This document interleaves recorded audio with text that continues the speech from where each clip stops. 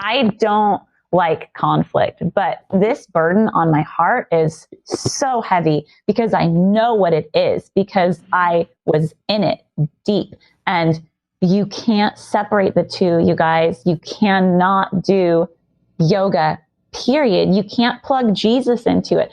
And let's take a look at just a few. Let's not just take my word for it. Let's look at some other sources outside of me. I'm going to tell you 3 different sources outside of me that are going to surprise you a little bit, I think. The first one is from a religious studies scholar. Her name is Candy Gunther Brown. She is a brilliant religious studies professor at Indiana University, did all of her undergrad all the way up through her doctorate at Harvard. Brilliant woman, has written many works on this particular subject and different subjects of religion. She studied this at length, and I just want to read you guys one quote. She says that yoga practice can actually change people's beliefs over time. This is because it's a spiritual practice, and that I'll explain more a little bit about that too. Listen to what Candy Gunther Brown, this professor of religious studies, says. She says, there's also evidence that practicing something connected with religion can actually change people's beliefs, like yoga. I just added. There is documented studies of this this tendency for people to start practice with no religious intent at all, and over time, their intent starts turning religious. Listen to this study. Here's the study by the Journal of Health. Time and their heart to it. The Lord says in the New Testament, love the Lord your God with all of your heart, mind, soul, and strength. That's our body, right? Our heart, mind, soul, and strength. That's your whole self. So when you start giving yourself over to something else, and the more time you spend with that, it becomes idolatrous, whether they want to or not. And so they become weakened spiritually, and then that's when the devil finds that little opportunity and slips in more of the stuff that he's wanting to slip in. Yeah, exactly. And because it's a spiritual practice at heart. Well, we don't find that with running.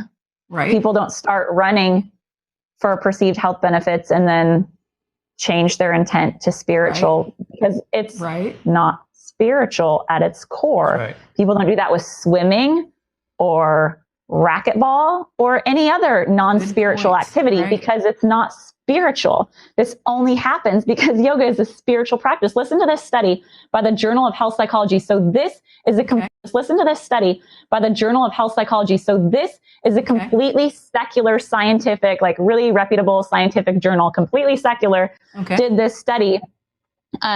They wanted to look at the intent of like why people do yoga.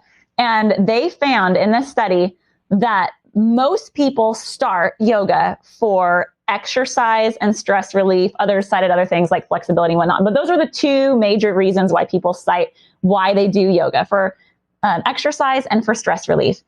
They found over time that over 62% of students and 85% of teachers changed their intent over time to spiritual. So they started out doing it for exercise and stress relief. 62% of practitioners, 85% of teachers over time changed that. That's a huge percentage. They now do it for spiritual reasons. Wow.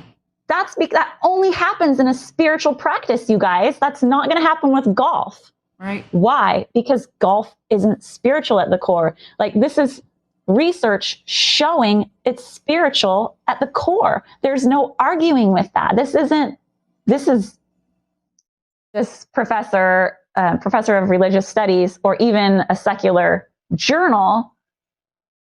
I also have information from a guru, and lots of gurus will say this exact same thing, but here's just one of them. This is a quote from Manju Jois, the founder of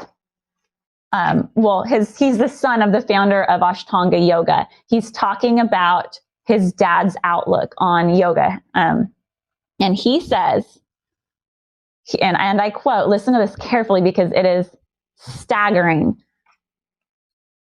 His philosophy is that, and this is the type of yoga that we do at gyms, guys, Ashtanga yoga. This is the movement type of yoga. Not all the other things that you're listening to and thinking, oh, well, I don't do that type. This is the type of gym yoga. His philosophy, this is his son talking about the father who founded Ashtanga yoga. His philosophy is that yoga would take you automatically to the meditative state. You see, that's how it will draw you to the that's how it will draw you into the spiritual path. See, that's why he says, listen to this part. That's why he says the yoga asanas are important. The asanas are the movements of yoga, the poses of yoga. He says that's why the asanas are important. You just do it. Don't talk about the philosophy. 99% practice and 1% philosophy. That's what he taught. I'm still quoting. You just keep doing it, keep doing it, keep doing it. Then slowly it will start opening up inside of you. That's from a guru who founded Ashtanga yoga. He's saying, don't talk about what's underneath it. Just keep doing it. Just keep doing it. Just keep doing it. That's what's going to open it up. That's what's going to activate the spiritual. I mean, doesn't it sound like a quote that a demon or Satan would say? Just keep doing it. Just keep doing it. Don't worry about the effects. Don't worry about where it comes from. Don't talk about it. Just keep doing it. Don't worry about what consequence you're going to pay. Just keep doing it. That's just a demonic voice. But I'm sure he's blinded